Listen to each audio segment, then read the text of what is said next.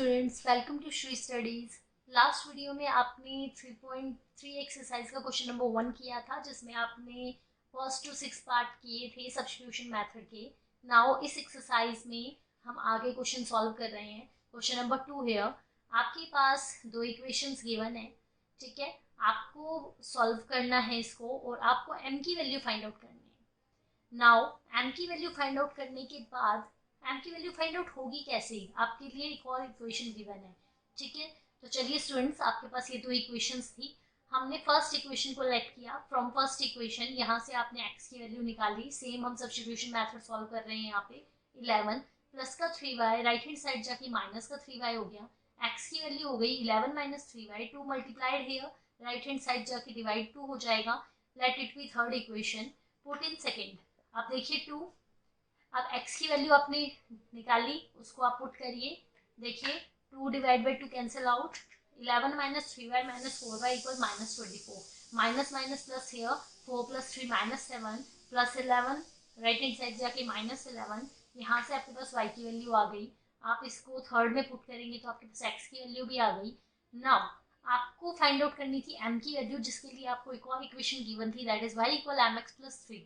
यहाँ पे आपके पास y था 5, m अननोन है, x को आपको -2 पुट करना है plus 3, that is -2m plus 3। 3 is positive, negative हो गया, ये आपके पास 2 upon -2 that is -m।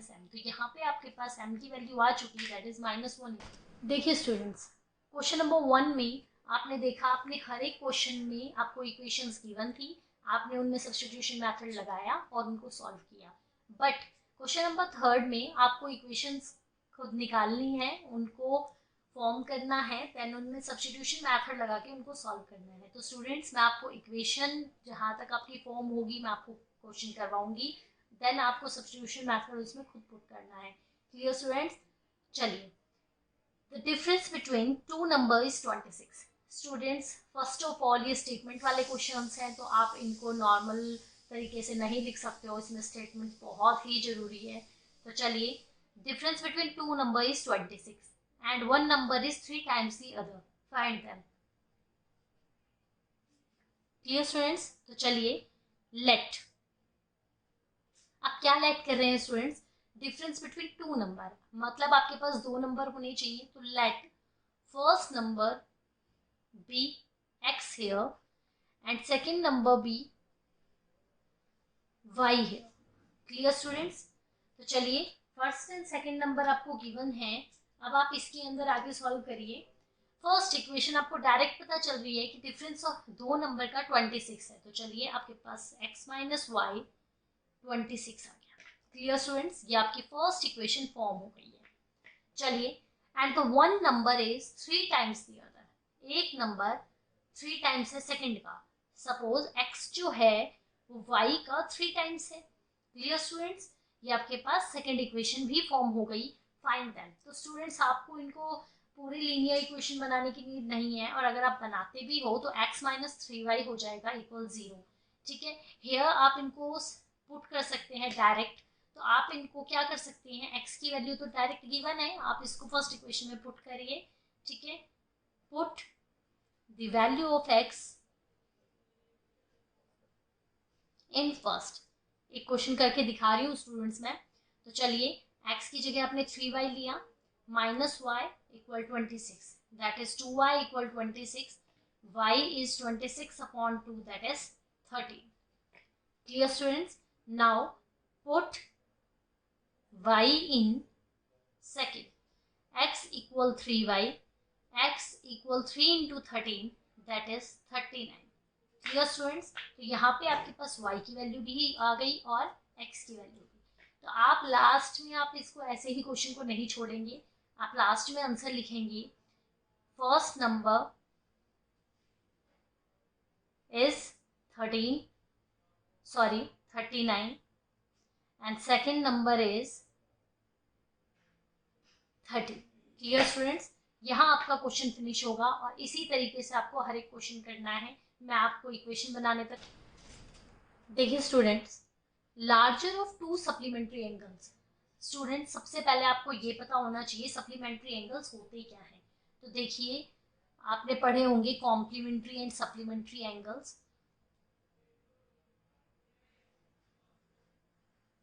Complementary angles students वो होते हैं जिन एंगल्स का सम, दो एंगल्स का सम 90 डिग्री होता है, एंड सप्लीमेंट्री जिसमें दो एंगल्स का सम 180 डिग्री होता है। Clear students? तो यहाँ पे आप इस चीज को थोड़ा ध्यान रखेंगे। तो चलिए स्टूडेंट्स, क्या है क्वेश्चन में, कहते हैं हम the larger of to supplementary angles exceed the smaller one by 18 degree, find them.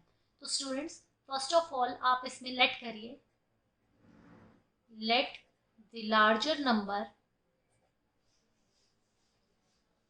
A be x, smaller number be y. Clear students? Now first equation is x plus y equal 180 degree. अभी हमें पता था कि supplementary angles का सम 180 degree होता है, तो चलिए फर्स्ट इक्वेशन आपके पास आ गई है। Now larger angle exceed smaller one by 18। देखिए स्टूडेंट्स, लार्जर को हमने x पुट किया, स्मॉलर से 18 ज्यादा था आपके पास लार्जर एंगल, तो आपके पास एक कोई इक्वेशन बन गई। Clear students?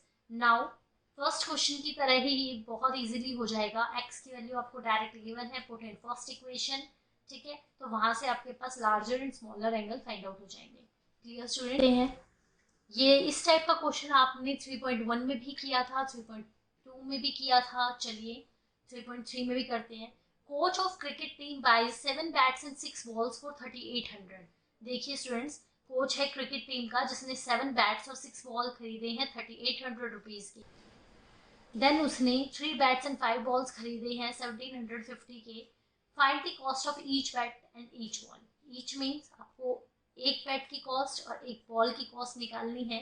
तो चलिए, let cost of one bat is rupees x. Clear students?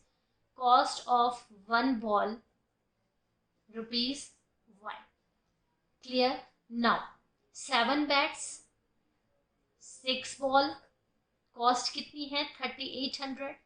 Now 3 bats and 5 balls cost 1750. आपके पास दोनों इक्वेशन फॉर्म हो गई स्टूडेंट्स। नाउ आप इसमें सब्स्टिट्यूशन लगा के सॉल्व कर सकते। स्टूडेंट्स बहुत इंपॉर्टेंट क्वेश्चन है, तो थोड़ा आप इसे ध्यान दो। Taxi charges in a city consist of fixed charge and together with charge for distance covered. देखिए स्टूडेंट्स, एक टैक्सी है, देखिए स्टूडेंट टैक्सी वगैरह क्या करती है, एक फिक्स्ड चार्ज लेती है और उसके बाद आप जितने किलोमीटर आगे चलते जाएंगे वो आपके पास एडिशनल चार्ज लेती चलेंगे। Clear students? तो आपको क्या बोला है कि एक टैक्सी है जो कि एक फिक्स चार्ज लेती है, ठीक है, और उसके बाद जितने किलोमीटर आप आगे चलेंगे उन पे वो एडिशनल चार्ज लेती है। टैक्सी अगर 10 किलोमीटर चलती है तो उसके लिए जो चार्ज पेड है दैट इज 105 रुपीज, और अगर टैक्सी 15 किलोमीटर चलती है तो चार्ज इज 155 रुपीज। ठीक है स्टूडेंट? तो यहाँ पे आपको निकालना है कि अगर वो 25 किलोमीटर चलती है तो वो कितना चार्ज पे करेगी। तो स्टूडेंट 25 किलोमीटर के लिए आपको सबसे पहले पता भी तो होना चाहिए ना कि वो फिक्स्ड चार्ज और एडिशनल चार्ज कितना ले रही है। क्लियर? तो यहाँ पे आपको फिक्स चार्ज और एडिशनल चार्ज निकालना पड़ेगा। तो चलिए, लेट फिक्स चार्ज, आप लेट करिए कि फिक्स चार्ज रुपीज एक्स था, एडिशनल चार्ज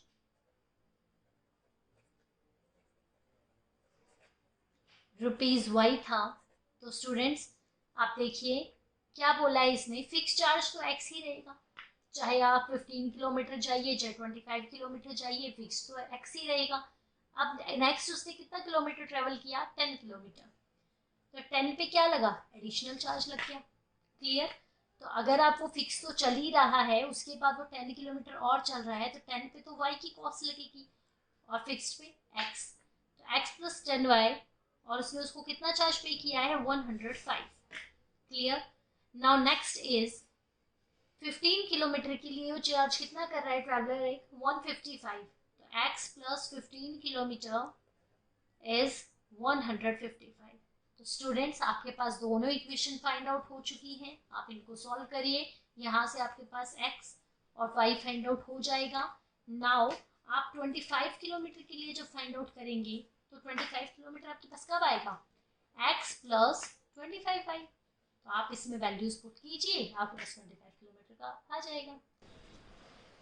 बहुत ही अच्छा क्वेश्चन है और इम्पोर्टेंट भी है। चलिए, a fraction becomes 9/11 if 2 is added to both the numerator and denominator. If 3 is added to both numerator and denominator, it becomes 5/6. Find the fraction. देखिए students क्या बोला है, एक फ्रैक्शन है जो कि 9/11 हो जाता है अगर मैं उसमें 2 ऐड करती हूँ बोथ न्यूमरेटर और डिनोमिनेटर में, और वो फ्रैक्शन आपके पास 5/6 हो जाता है अगर मैं उसमें 3 ऐड कर देती हूँ बोथ न्यूमरेटर एंड डिनोमिनेटर में। आपको फ्रैक्शन फाइंड आउट करना है। देखिए स्टूडेंट्स, फ्रैक्शन सपोज 2/3, 5/6 ये फ्रैक्शन है आपके पास। तो फ्रैक्शन के लिए अब आपको न्यूमरेटर एंड डिनोमिनेटर चाहिए होता है, तो आप लेट करेंगे, let numerator x, clear students, let denominator y, clear students. तो यहां से अगर आप फ्रैक्शन लेते हो तो उसका मतलब क्या है, x/y, क्लियर। तो देखिए स्टूडेंट्स, फर्स्ट केस आपको क्या गिवन है, फर्स्ट केस गिवन है फ्रैक्शन 9/11 हो जाता है अगर मैं फ्रैक्शन न्यूमरेटर में और डिनोमिनेटर में दोनों में 2 ऐड करा दूं। If 2 is added to both numerator and denominator, fraction becomes 9/11.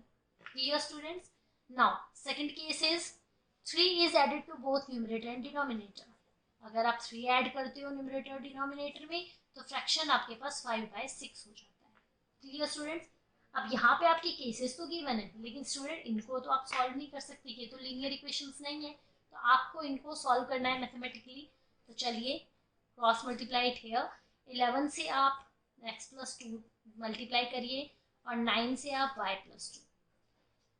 ये आपके पास 11x + 22, 9y + 18, 11x + 9y - 9y हो गया, प्लस का 22 + 18 - 18 हो गया equal 0।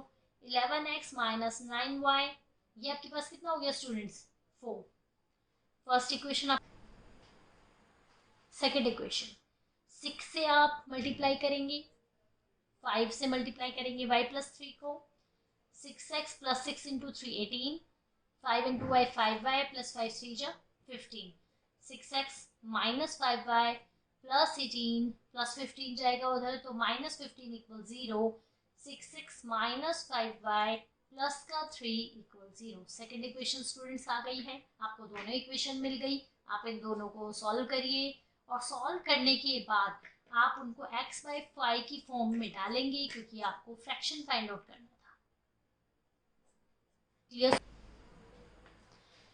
5 years hence age of Jacob will, student आपको विल से ही पता चल जाना चाहिए कि हम कौन सी टेंस की बात कर रहे हैं। देखिए, 5 साल बाद मतलब in future, the age of Jacob will be 3 times age that of his son. Jacob की एज अपने बेटे की एज से 3 times हो जाएगी। 5 years ago, ago मीन्स पहले, तो 5 साल पहले जैकब की as was 7 times that of his son, 7 times उसके बेटे की हो जाएगी। What are their percentages? उनकी परसेंटेजेस क्या है? तो देखिए स्टूडेंट्स, आप लेट करिए कि जैकब की age x years, students years लगाना is very compulsory here. Son की एज y ईयर्स है। Clear students? Now 5 years hence, तो स्टूडेंट्स 5 साल बाद, 5 years hence, तो आप अकॉर्डिंग टू क्वेश्चन आपके पास जैकब की एज क्या हो जाएगी, x + 5। देखिए स्टूडेंट्स, फ्यूचर में जाएंगे तो एज पॉजिटिव में ही जाएगी। क्लियर? और सन की एज क्या हो जाएगी, y + 5 years। तो देखिए स्टूडेंट्स, फर्स्ट केस जो बन रहा है वो आपके पास बन जाएगा कि जैकब की एज अपने बेटे की एज की 3 times थी। क्लियर हुआ स्टूडेंट्स? देखिए, 5 years hence, 5 साल बाद, Jacob will be 3 times age that of his son, वो अपने बेटे की एज का 3 times हो जाएगा। Clear students? Now second case देखिए, तो सेकंड केस आपको क्या बोला है, 5 years एगो। देखिए स्टूडेंट्स 5 years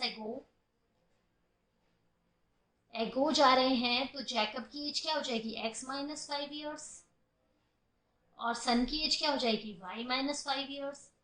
देखिए क्या बोला है, Jacob age was 7 times age that of his son.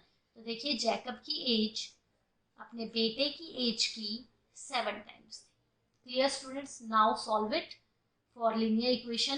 तो चलिए x plus 5 equal 3y plus 3 5 into 15, ये हो गया x प्लस का 3y minus 3y plus 5 minus 15 equal 0, x minus 3y minus 10 equal 0। ये आपके पास फर्स्ट इक्वेशन बन गई।